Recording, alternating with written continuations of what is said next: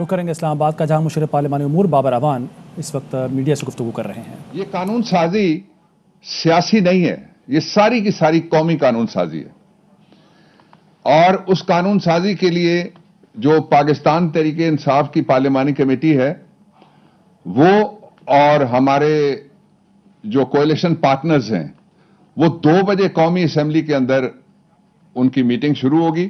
اب سے تقریباً 1.5-پونا گھنٹہ بعد شروع ہو جائے گی ساری کارروائی، لیکن 2 بجے وہ میٹنگ شروع ہوگی، اور اس میں پاکستان کے وزیر اعظم پہ ایک بار پھر ساری اتحادی جماعتیں عمران خان پہ اور پاکستان تحریک انصاف کے سارے ممبران اپنے اعتماد کا اور یقین کا اظہار کریں گے کہ پاکستان کو وہ درست سمت میں لے کے جا رہے ہیں۔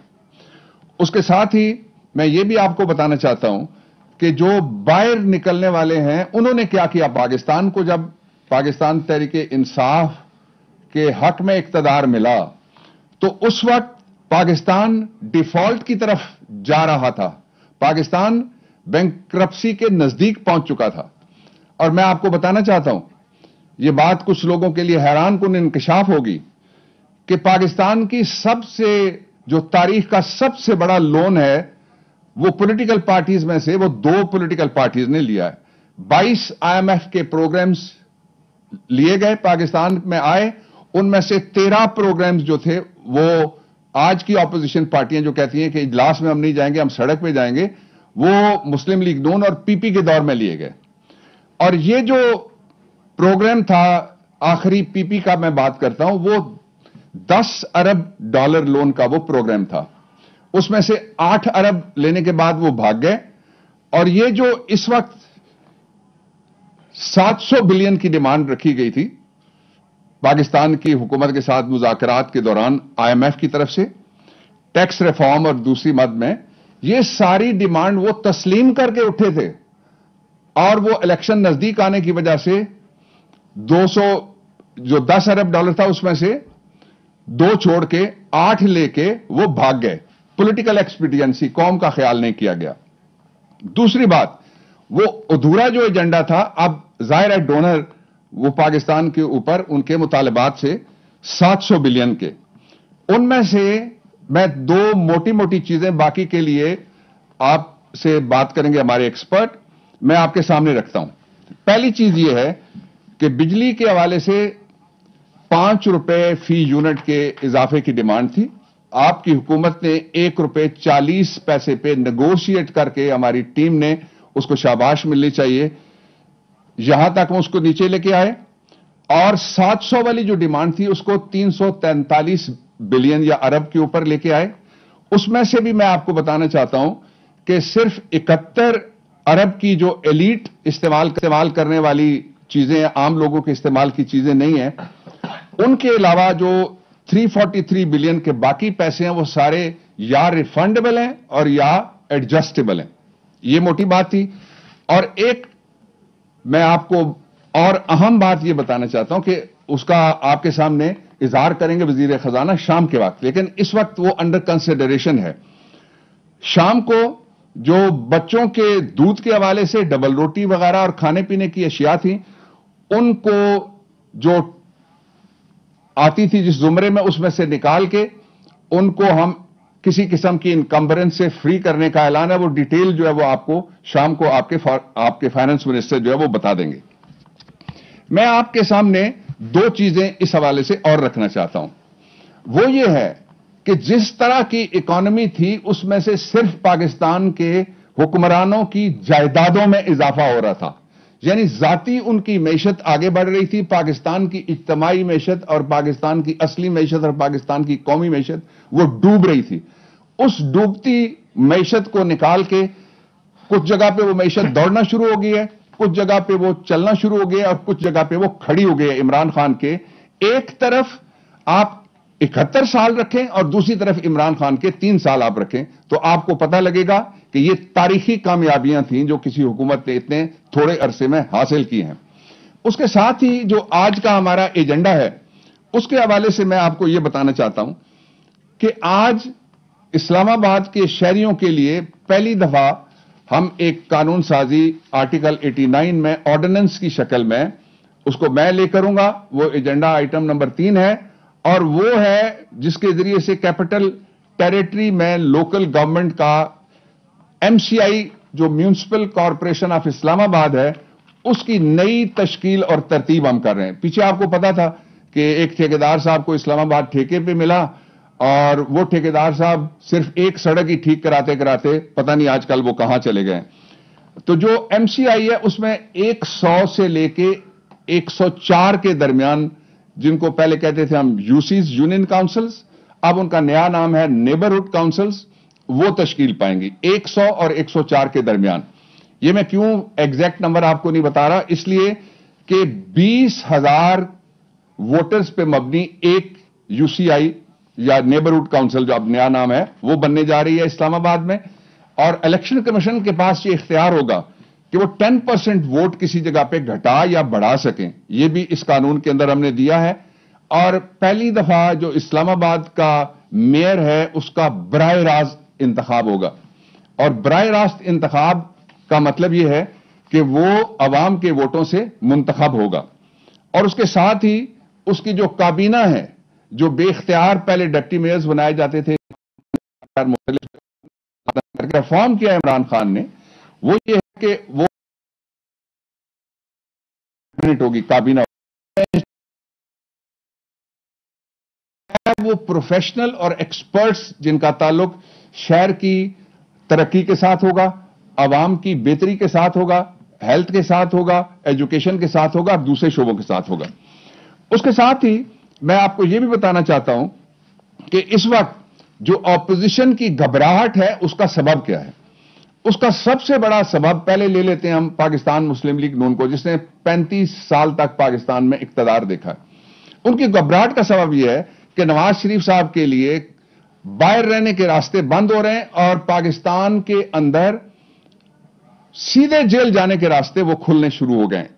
اور اس سلسلے میں ایک ٹیبل پہ ہماری پروپوزل کیبنٹ کے بھی اوپر آئی تھی اور ایک فیصلہ ہے، اور فیصلہ یہ ہے کہ ان کو ہر صورت میں جو جھوٹ بول کے قوم کے ساتھ غلط بیانی کر کے اور اداروں کے ساتھ فراڈ کر کے اور عدالت میں غلط ایفیڈیوٹ کے اپنے بھائی کے ذریعے سے اپنے دستخط بھی کر کے دے کے وہ ملک سے باہر نکلے تھے کہ میں علاج کرانے جا رہا ہوں، اور یہ کہا جا رہا تھا اس وقت کہ اگر یہ مر گیا تو حکومت ذمہ دار ہوگی. تو کبھی نہ علاج ہوا، نہ کسی ڈاکٹر کے پاس گئے، نہ کسی اسپتال میں وہ داخل ہوئے، اور وہ جن کی کرکٹ میچ کی طرح اور ہاکی میچ کی طرح گنتی چل رہی ہوتی تھی کہ اتنے اوپر ہو گئے، اتنے اوپر ہو گئے پلیٹلیٹس، وہ بھی سارے کے سارے ٹھیک ہو گئے وہاں پہنچتے ہی. اب ایک گھبراہٹ ان کی ہے. دوسرا یہ کہ TT کے کیسز تیزی سے چلنا شروع ہو گئے. یہ بڑی حیران کن میں بات آپ کے سامنے رکھنا چاہتا ہوں آپ کی توجہ کے لیے. حیران کن بات یہ ہے کہ عدالت میں 10 منٹ بھی اپوزیشن لیڈر شہباز شریف صاحب کھڑے نہیں ہو سکتے. وہ کہتے ہیں کہ میری کمر میں بڑی شدید قسم کی ان کو تکالیف ہے، میں نام نہیں لینا چاہتا، جس کو ایسی تکالیف ہو اس کے لیے دعائے صحت کرنی چاہیے.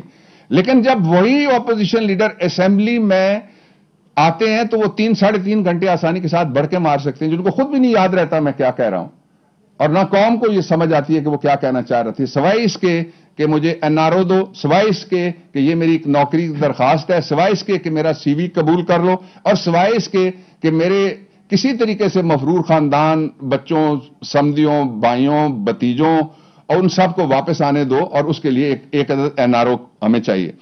ایک پریشانی یہ ہے.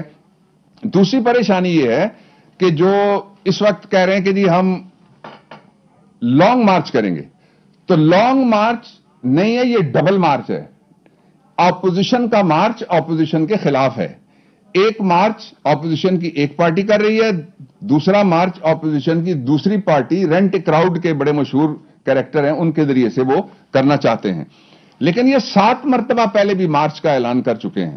پاکستان کی منتخب جمہوری حکومت کے حوالے سے میں آپ کو بتانا چاہتا ہوں، آئین میں لکھا ہوا ہے عرصہ، آئینی عرصہ پاکستان تحریک انصاف اپنے 5 سال پورے کرے گی انشاءاللہ العزیز، اور پھر EVM کے ذریعے سے اور بیرون ملک مقیم پاکستانیوں کو رائٹ آف ووٹ دینے کے ذریعے سے ہم انشاءاللہ فیئر، فری، ٹرانسپیرنٹ الیکشن میں جائیں گے. اس وقت ایک انٹرم گورنمنٹ ہوگی، پاکستان تحریک انصاف اقتدار کا 5 سال کا عرصہ پورا کر کے وہ اقتدار سے نکل جائے گی. اور 2 باتیں میں یہ کہنا چاہتا ہوں آپ کے سامنے کہ آپ یاد رکھیں اس بات کو کہ احتجاج کرنے والے جو ہیں وہ احتجاج اگر وہ کرنا چاہتے ہیں تو وہ اس بات پہ کریں کہ 14واں سال ہے ان کو. ویسے تو 31 سال ہو گئے ٹوٹل پی پی پی کے پاس اقتدار کے, لیکن 14واں سال ہے ان کو سندھ میں میراتھن ان کو اقتدار ملا. کیا وہاں پہ دودھ اور شہد کی نہریں بہ رہی ہیں جن کو چڑھائی کی وجہ سے کو مری کی پہاڑیوں نے روکا ہوا ہے, کچھ درمیان میں ڈیموگرافی نے ان کو روکا ہوا ہے, اور وہ نہریں باقی ملک میں نہیں بہ سکتی؟ اصل بات یہ ہے کہ جن لوگوں کے مقدمات ہیں وہ مقدمات سے توجہ ہٹانے کے لیے اسمبلی میں بھی شور شرابہ اسی لیے ہوتا ہے. میں یہ کیوں کہہ رہا ہوں؟ یہ ساری لیجسلیشن جو ہے اس کو میری منسٹری لیڈ کرتی ہے. میں یہ اس لیے کہہ رہا ہوں کہ آپ اس بات کے گواہ ہیں قوم کہ کبھی انہوں نے کوئی ایک لفظ لکھ کے نہیں دیا کہ ہم یہ قانون بنانا چاہتے ہیں, اس قانون سازی کے لیے ہم گفتگو کرنا چاہتے ہیں.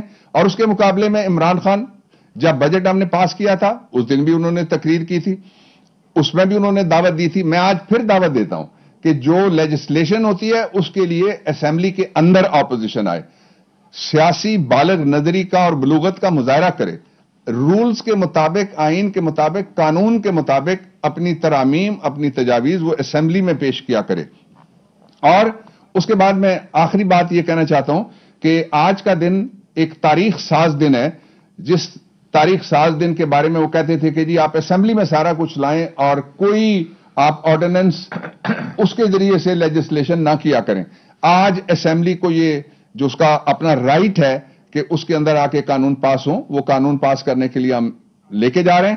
لیکن آپ کو یاد ہوگا کہ سیاسی بکی اور جو سیاسی جواری ہیں وہ ہر دفعہ یہ کہتے ہیں کہ 25 سے 30 کے قریب لوگ ایسے ہیں جو 25 سے 30 گورنمنٹ کے ہمارے رابطے میں ہیں. ہر دفعہ ان کو 25-30 ووٹوں سے شکست ہوتی ہے. آج بھی انشاءاللہ العزیز آپ کی منتخب حکومت عمران خان کی قیادت میں یہ جو ایک ریفارمز لا رہے ہیں ٹیکس سسٹم میں اور اس پہ مبنی جو فائنانس ایکٹ کی امینڈمنٹ کا بل ہے, اس کو ہم انشاءاللہ العزیز اکثریت سے پاس کریں گے. اور میں صرف ایک جملہ آپ کے سامنے کہنا چاہتا ہوں کہ اسٹیٹ بینک کے حوالے سے جو لیجسلیشن آ رہی ہے وہ بھی آج آ رہی ہے پارلیمنٹ میں, وہ بھی یہ ایجنڈا جو میں نے آپ کو دکھایا اس کا حصہ ہے. اس کے بارے سے میں آپ کو یہ کہنا چاہتا ہوں کہ جتنے بھی اختیارات ہیں, آخری اختیارات وہ حکومت پاکستان کو دیے گئے, اور جو آخری اختیارات ہیں وہ پاکستان کے چیف ایگزیکٹو کو دیے گئے.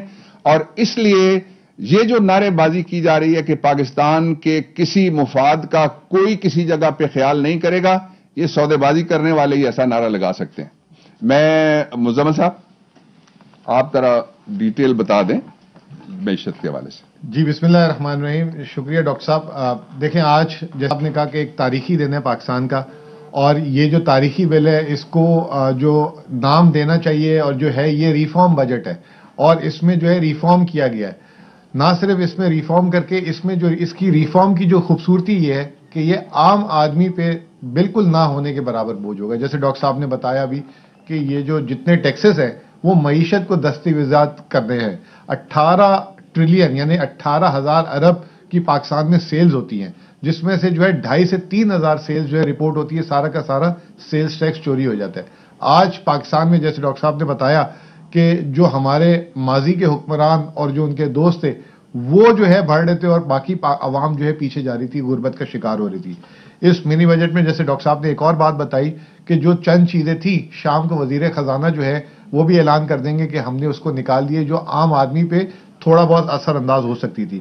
مقصد اس ریفارم بجٹ کا کیا ہے کہ ہم نے ویلیو چین کو کیپچر کرنا ہے. جو لوگ تجارت میں ہیں وہ ٹیکس کے نیٹ میں آئے, ٹیکس پیئرز کی جو ہے پینیٹریشن بڑھانی ہے.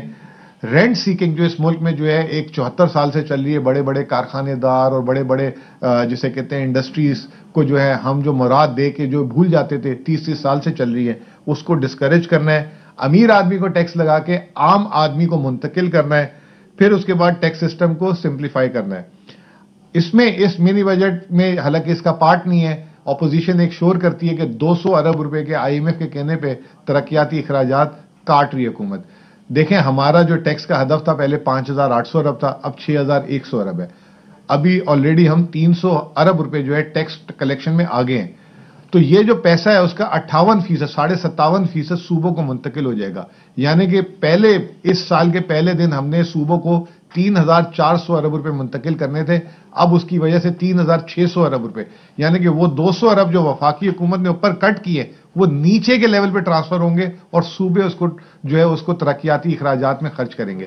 تیسری چیز یہ کہ ہمیشہ سے ایک بات کہی جاتی ہے کہ حکومت کیوں سارے اخراجات کرتی ہے، پرائیویٹ سیکٹر کرنی چاہیے. اچھی خبر یہ ہے کہ 1400 ارب روپے اس سال پرائیویٹ کریڈٹ نے کریڈٹ لیا ہے، مطلب ادھار، مطلب آف ٹیک کی ہے. یعنی کہ اب ایک نیا نظام آ رہا ہے پبلک پرائیویٹ پارٹنرشپ کی، یعنی کہ حکومت جو ہے فیسیلیٹیٹ کرے گی، اس میں سرمایہ بھی لگائے گی، لیکن پرائیویٹ سیکٹر اس کی مینجمنٹ کرے تاکہ جو ہمارے ملک میں آپ نے سفید ہاتھی دیکھے ہوں گے، وابڈا، پی آئی اے، اس طرح کی چیزیں آگے آنے والے دنوں میں نہ ہو. تو یہ تھی. پھر آخری میں اسٹیٹ بینک کی جو خود مختاری کی بات ہے وہ سب سے امپورٹنٹ چیز ہے. اسٹیٹ بینک کی جو خود مختاری میں 10 بورڈ آف ڈائریکٹرز میں سے 8 حکومت پاکستان انڈیپینڈنٹ ڈائریکٹر یا ایگزیکٹو ڈائریکٹر حکومت پاکستان لگائے گی اور وہ وزیر اعظم کے آخری اختیار ہوگا. مانیٹری پالیسی کمیٹی جس کو 2015 میں با اختیار People's P M L N کی حکومت کر کے گئی تھی، اس کو ہم نے اور مستحکم کیا. ہم پہ الزام یہ لگائے جا رہے ہیں کہ حکومت اب جو ہے مرکزی بینک سے قرضہ نہیں لے سکے گی. کیوں لے قرضہ؟ کب تک ہم اگلی جنریشن کو جو ہے قرضے کے بوجھ پہ دبا سکیں؟ یہ آج قانون تو آج ہم اس کو شکل دے رہے ہیں، لیکن 2019 سے حکومت نے 1 روپیہ اسٹیٹ بینک سے ادھار نہیں لیا، بلکہ 1500 ارب روپے واپس کر دیا ادھار. یہ ایک بہت بڑی اچیومنٹ ہے. پھر اس کے علاوہ جو ہے سب سے امپورٹنٹ چیز یہ ہے کہ جو ڈپٹی گورنرز ہیں، گورنر ہے اور جو جتنے بھی ممبرز ہیں وہ جو ہے اکاؤنٹیبل بھی ہوں گے. جو یہ کہا جا رہا تھا کہ یہ اگر کرپشن کریں گے تو ان کو کوئی پوچھے گا نہیں، ان کی اکاؤنٹیبلٹی بھی اس کے ساتھ ساتھ جو ہے ہوگی. اور 100% جو اسٹیٹ بینک کی جو ملکیت ہے وہ حکومت پاکستان کے ساتھ رہے گی.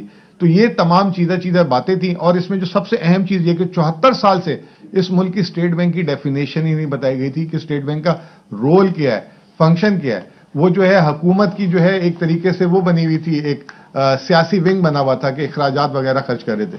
تو یہ چھوٹی باتیں تھی. باقی انشاءاللہ تعالی شام کو آپ کو مزید خوشخبریاں ملیں گی. میں ایک چیز کا اضافہ یہ کرنا چاہتا ہوں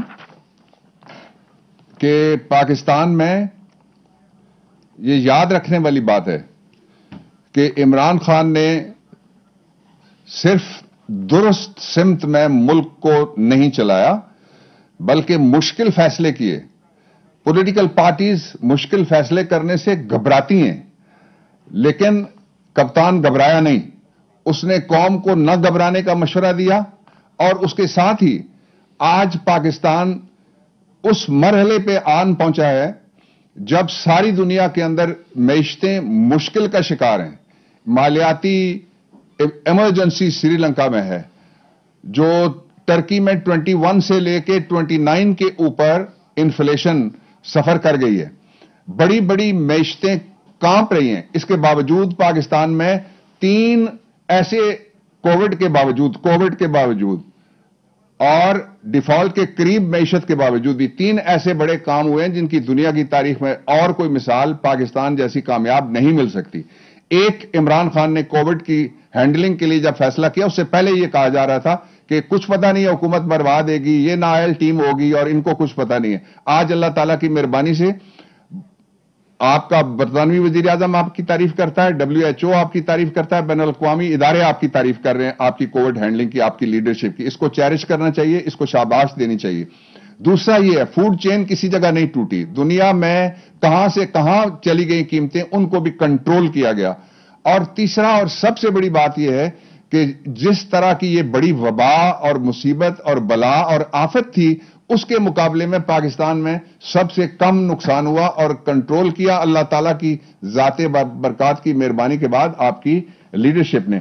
اور یہ جو پاکستان کے اندر ریفارمز کا ہمارا ایجنڈا ہے، کچھ اور چیزیں ہیں، لا ریفارمز جیسی بھی، اور کچھ اور چیزیں جو دوسرے ادارہ جاتی ریفارمز ہیں، ان کو بھی بہت جلدی ہم پارلیمنٹ کے اندر لے کے جا رہے ہیں. Thank you. مشیر پارلیمانی امور ڈاکٹر بابر اعوان اور ترجمان وزارت خزانہ مزمل اسلم میڈیا سے گفتگو کر رہے تھے۔ اس موقع پر بابر اعوان کا یہ کہنا تھا کہ پی ٹی آئی کی پارلیمانی پارٹی کی میٹنگ 2 بجے شروع ہوگی اور میٹنگ میں وزیر اعظم پر ایک بار پھر اعتماد کا اظہار کیا جائے گا۔ 5 سال پورے کرنے پر پی ٹی آئی صاف شفاف الیکشن کی طرف جائے گی، جبکہ اپوزیشن پر تنقید کرتے ہوئے ان کا یہ کہنا تھا کہ اپوزیشن کا مارچ خود اپوزیشن کے ہی خلاف ہے۔ ایک مارچ پی ڈی ایم کر رہی ہے، دوسرا پیپلز پارٹی۔ اور شہباز شریف پر تنقید کرتے ہوئے ان کا یہ کہنا تھا کہ شہباز شریف عدالت میں 10 منٹ سے زیادہ کھڑے نہیں ہو سکتے، لیکن یہی شہباز شریف اسمبلی میں 3 گھنٹے کھڑے ہو کر تقریر کرتے ہیں اور انہیں خود بھی معلوم نہیں ہوتا کہ وہ کیا کہہ رہے ہیں۔ جبکہ اس موقع پر اسلام آباد کے میئر کا انتخاب کے حوالے سے ان کا یہ کہنا تھا کہ یہ براہ راست انتخاب ہوگا پہلی مرتبہ۔ اہم ترین خبریں اب ایک کلک کی دوری پر، آپ کے پسندیدہ ٹاک شوز ہوں یا اہم ملکی یا غیر ملکی شخصیات کی نیوز کانفرنسز، ہر لمحہ باخبر رہنے کے لیے سبسکرائب کریں ہمارا یوٹیوب چینل۔ موسم کی صورتحال ہو یا کھیل کے میدان سے خبریں، اپنے موبائل فون سے ملکی اور بین الاقوامی اہم خبروں تک رسائی کے لیے ڈاؤن لوڈ کیجیے موبائل ایپ۔ باوثوق ذرائع سے مصدقہ خبروں، تجزیوں اور تبصروں سے مستفید ہونے کے لیے وزٹ کیجیے پاکستان کی سب سے بڑی نیوز ویب سائٹ www.arYnews.tv۔ ان سب کے علاوہ پاکستان کا سب سے بڑا فیس بک پیج ہو، سب سے بڑا نیوز انسٹاگرام اکاؤنٹ یا پھر ٹویٹر، ARY نیوز پہنچا رہا ہے خبریں سب سے پہلے آپ تک، تاکہ آپ رہیں ہر لمحہ باخبر۔